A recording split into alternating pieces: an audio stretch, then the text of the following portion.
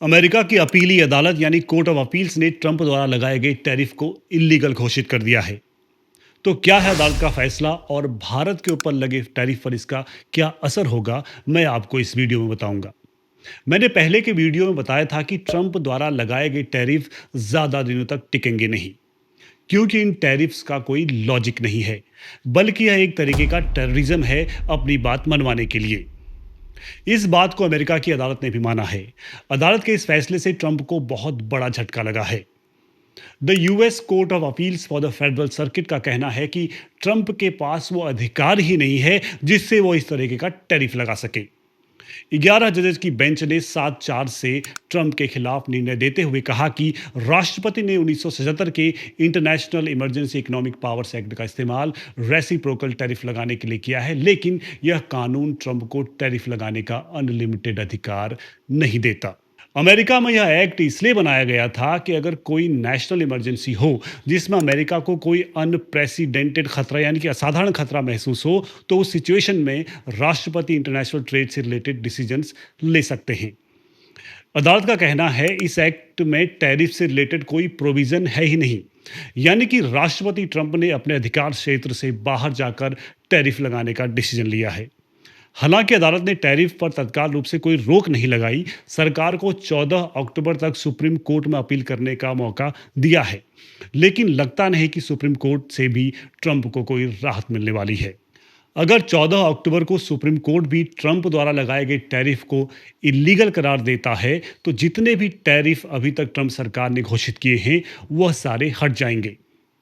तो क्या भारत पर लगाया गया 50% का टैरिफ भी हट जाएगा?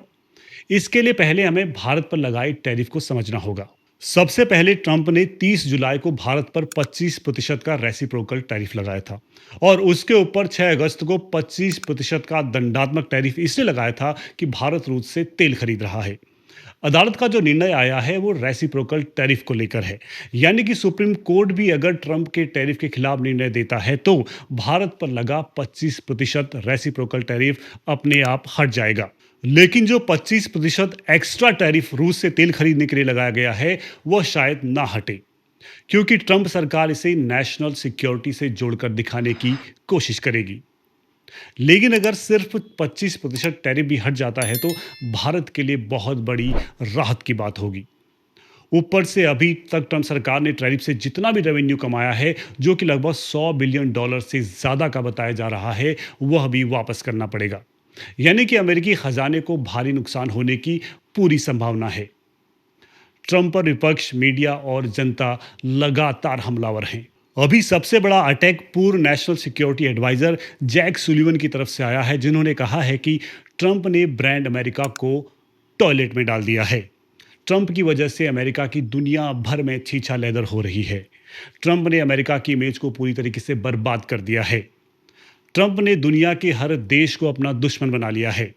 जैक सुलिवन ने भी वही बात दोहराई है जो अमेरिका के बाकी एक्सपर्ट्स भी कह रहे हैं कि जिस तरीके का डिसीजन ट्रंप ने लिया है उससे भारत, रूस और चीन के साथ अलायंस बनाकर अमेरिका के लिए फ्यूचर में बड़ी मुसीबत खड़ा करने वाला है। तो दुनिया बेसब्री से 14 अक्टूबर का इंतजार कर रही है, जब अमेरिका की सुप्रीम कोर्ट टैरिफ पर अपना फैसला सुनाएगी। अभी इस वीडियो में इतना ही। अगर आपने अभी तक चैनल को सब्सक्राइब नहीं किया है तो चैनल को तुरंत सब्सक्राइब कीजिए। तो मिलते हैं अगली वीडियो में।